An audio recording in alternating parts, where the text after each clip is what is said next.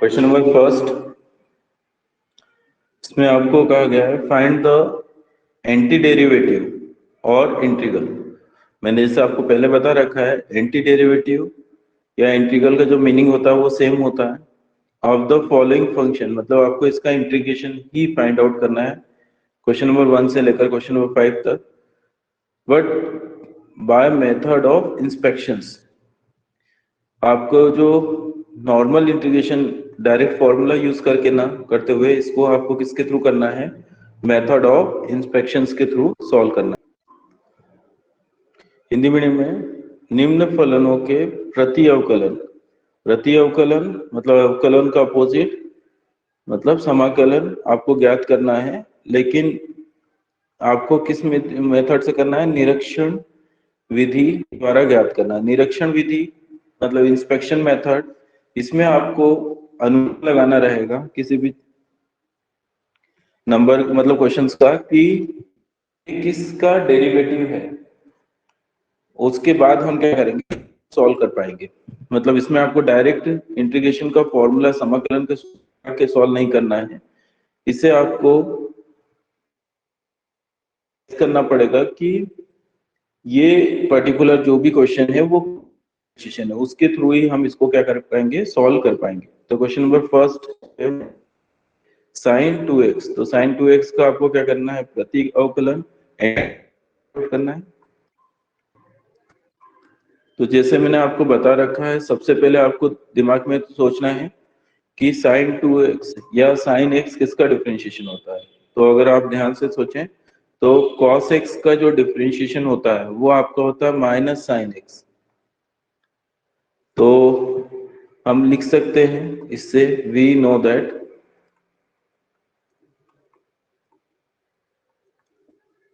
Differentiation of, क्योंकि यहाँ पे आपको 2x चाहिए, तो differentiation of cos 2x is equal to minus sine 2x। लेकिन अगर हम चेन रूल के थ्रू देखें तो हमें 2x का फिर से डिफरेंशिएशन करना पड़ेगा। तो 2x का अगर आप डिफरेंशिएशन करेंगे तो कितना आएगा, 2। तो इससे हम कह सकते हैं कि डिफरेंशिएशन ऑफ cos 2x जो है वो इक्वल है -2 sin 2x के। -2 इक्वल किधर आएगा, तो डिवाइड में हो जाएगा, तो लिख सकते हैं sin 2x इक्वल हो जाएगा आपका -1/2 d/dx ऑफ cos 2x के। अब ये जो कोफिशिएंट है इसको हम डिफरेंशिएशन के अंदर भी लिख सकते हैं। तो इससे हो जाएगा आपका sin 2x इक्वल हो जाएगा डिफरेंशिएशन ऑफ -1/2 cos 2x की। तो देखिए बेटा, मैंने आपको बताया है कि डिफरेंशिएशन का अपोजिट क्या होता है, आपका एंटी डेरिवेटिव। तो इस क्वेश्चन में आप बोल सकते हैं कि इस पर्टिकुलर फंक्शन का जो डिफरेंशिएशन है वो होगा आपका sin 2x, या फिर अब उल्टा अगर हम देखें, अपोजिट देखें, तो sin 2x का एंटी डेरिवेटिव, ठीक है, इसका डेरिवेटिव, इसको डिफरेंशिएट करोगे तो आपका क्या आ रहा है, sin 2x।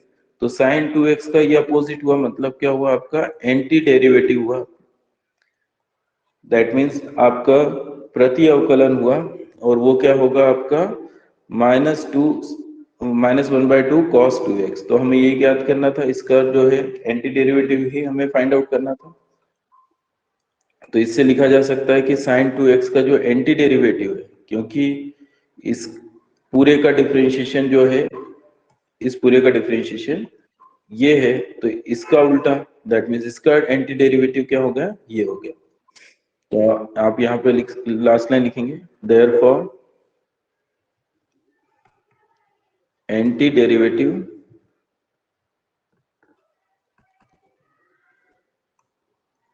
Of sin 2x is -1/2 of cos 2x। अतः sin 2x का प्रति अवकलन -1/2 cos 2x होगा। नेक्स्ट क्वेश्चन वाला आपको इसका एंटी डेरिवेटिव प्रति अवकलन ज्ञात करना है, फाइंड आउट करना है। तो इसका एंटी डेरिवेटिव फाइंड आउट करने से पहले आपके दिमाग में ये होना चाहिए कि किसका डिफरेंशिएशन cos x होता है। तो फॉर्मूले के अकॉर्डिंग देखें तो sin x का डिफरेंशिएशन आपका क्या होता है cos x, तो इसलिए cos x का एंटी डेरिवेटिव क्या हो जाएगा आपका sin x। तो यहाँ पर अगर हम देखें तो cos x ना होते हुए क्या है आपका cos 3x है, तो इसलिए हम लिख सकते हैं वी नो दैट, हम जानते हैं कि डिफरेंशिएशन ऑफ sin 3x, क्योंकि यहाँ पे हमें एंगल के प्लेस पे क्या चाहिए था 3x चाहिए था cos के साथ, तो डिफरेंशिएशन ऑफ sin 3x जो है वो होगा आपका sin का डिफरेंशिएशन cos 3x और चेन रूल के अकॉर्डिंग 3x का फिर से डिफरेंशिएशन होगा तो कितना आ जाएगा 3, तो differentiation of sin 3x equal हो जाएगा 3 cos 3x के, ये 3 इक्वल किधर आएगा तो डिवाइड में हो जाएगा, that means 1/3 d by dx of sin 3x equal हो जाएगा cos 3x के, that means d by dx of 1/3 sin 3x, ये इक्वल हो गया आपके cos 3x के। तो यहाँ पे आप देखेंगे कि 1/3 sin 3x का डिफरेंशिएशन cos 3x है, तो opposite that means cos 3x का एंटी डेरिवेटिव क्या हुआ आपका 1/3 sin 3x, तो आप यहाँ पे मेंशन करेंगे देयरफॉर एंटी डेरिवेटिव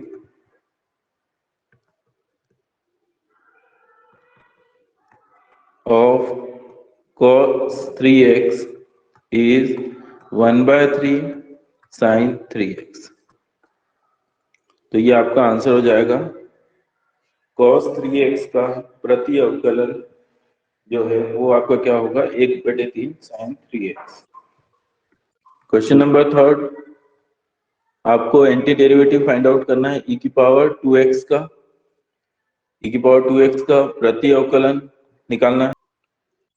तो जैसा कि मैंने आपको पहले भी बता रखा है कि इसमें आपको अनुमान लगाना पड़ेगा कि e की पावर 3x का डिफरेंशिएशन होगा, तो आप बेसिक फॉर्मूले की तरफ मूव करें तो बेसिक फॉर्मूला क्या है, डिफरेंशिएशन ऑफ e की पावर x जो है वो आपका होता है e की पावर x, और x की प्लेस पे यहाँ पे क्या चाहिए 3x, तो we know that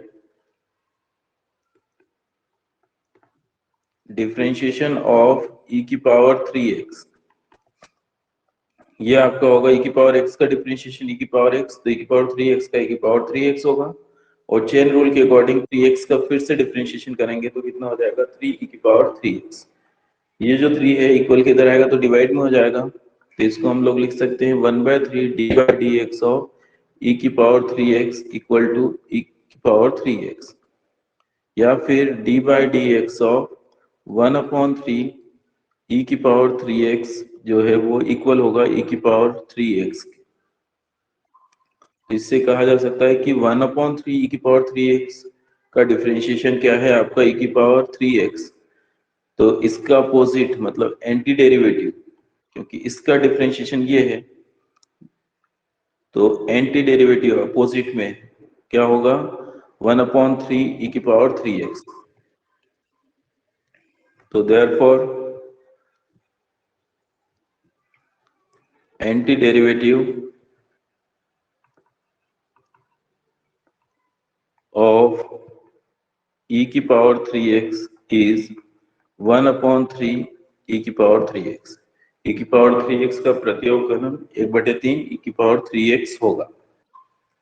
next question, question number 4, आपको ax प्लस b का होल स्क्वायर का समाकलन प्रति अवकलन निकालना है या एंटी डेरिवेटिव इंटीग्रेशन, इसका आपको क्या करना है इंटीग्रल फाइंड आउट करना है। तो मैंने आपको रखा है कि इसमें सबसे पहले आपको इसको गैस किसका डिफरेंशिएशन है, तो अगर आपको याद हो तो हमने डिफरेंशिएशन में पढ़ रखा है कि x की पावर n का डिफरेंशिएशन होता है n x की पावर n-1, और इसी में हमने आगे एक्सटेंड करते हुए आगे बढ़ते हुए हमने देखा था कि अगर differentiation of ax plus b to power n है, दैट मीन्स ये जो x है उसकी प्लेस पे कोई एक लीनियर इक्वेशन है तो फॉर्मूला आपका सेम रहेगा, दैट मीन्स n आगे आ जाएगा और पावर में अगेन क्या हो जाता है, एक कम हो जाता है, रिड्यूस हो जाता है, n-1 हो जाएगा। और साथ ही साथ x के साथ जो मल्टीपल में x का जो कोफिशिएंट है वो किस में आ जाता है, मल्टीप्लाई में आ जाता है। तो इससे अगर हम देखें तो यहाँ पे जो है n-1, क्योंकि हमें डिफरेंशिएशन चाहिए, तो n-1 की वैल्यूज कितनी है आपकी 2, तो n की वैल्यूज कितनी हो जाएगी 3। तो we know that differentiation of ax plus b whole to power 3, ये कितना होगा बेटा आपका 3 आ गया जाएगा फॉर्मूले के अकॉर्डिंग, और पावर में 1 रिड्यूस हो जाएगा, 3-1 2 हो जाएगा, और x के साथ जो मल्टीपल में है वो कहाँ आ जाएगा आपका, मल्टीप्लाई में आ जाएगा। तो यहाँ पे इक्वल की राइट हैंड साइड जो है, इक्वल के इधर आपको क्या मिलेगा, मल्टीप्लाई में 3a मिलेगा, जो कि हमें नहीं चाहिए, हमें केवल ax प्लस b का होल स्क्वायर की वैल्यू चाहिए। तो 3a अगर हम लेफ्ट हैंड साइड मूव करें तो किस में आ जाएगा, डिवाइड में, तो 1/3a differentiation of ax plus b का होल क्यूब, ये इक्वल हो जाएगा आपका ax प्लस b का होल स्क्वायर के। तो ये अगर अंदर जाएगा तो differentiation of 1/3a ax plus b का होल क्यूब हो जाएगा, ये इक्वल हो जाएगा ax प्लस b के होल स्क्वायर के। दैट मीन्स इसका डिफरेंशिएशन ये, तो एंटी डेरिवेटिव अपोजिट, तो इसका एंटी डेरिवेटिव ये हो जाएगा। तो therefore anti derivative of ax plus b का whole square is 1/3 ax plus b का होल क्यूब। मतलब ax प्लस b का होल स्क्वायर का प्रति अवकलन जो है वो इक्वल होगा 1/3 a ax प्लस b के होल क्यूब का। अब इस मेथड का एक लास्ट क्वेश्चन है, क्वेश्चन नंबर 5। क्वेश्चन नंबर 5 है आपका sin 2x माइनस 4 e की पावर 3x। तो sin 2x का देखिए हम लोगों ने पहले भी कर रखा है और e की पावर 2x का कर रखा था एंटी डेरिवेटिव, और यहाँ क्या है e की पावर 3x। तो इसका आपको एंटी डेरिवेटिव फाइंड आउट करना है, इंटीग्रल फाइंड आउट करना है। तो अभी जस्ट हमने करा था कि sin 2x जो है वो आपका किसका डिफरेंशिएशन होता है, अगर cos 2x का आप डिफरेंशिएशन करते हैं तो क्या आता है, -2 sin 2x। -2 इक्वल के इधर आएगा तो क्या हो जाएगा, अपॉन में, तो d by D x of -1/2 cos 2x का जो डिफरेंशिएशन है वो कितना होगा आपका sin 2x। तो इससे हम लोग लिख सकते हैं वी नो दैट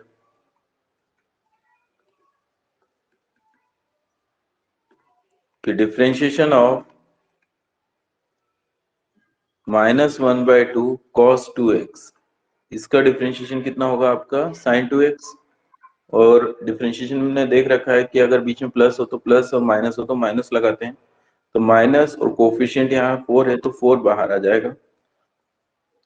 अब e की पावर x का डिफरेंशिएशन भी आपने कर रखा है, e की पावर 3x यहाँ पे, तो 3x का डिफरेंशिएशन कितना होगा, 3 e की पावर 3x होगा। तो ये जो 3 है मल्टीप्लाई में है तो इधर आके डिवाइड में हो जाएगा, तो 1/3 e की पावर 3x जो है वो उसका डिफरेंशिएशन कितना होगा, e की पावर 3x। तो e की पावर 3x की प्लेस पे हम लिख सकते हैं 1/3 e की पावर 3x। तो इस पूरे का डिफरेंशिएशन जो है वो आपका कितना होगा, sin 2x -4 e की पावर 3x।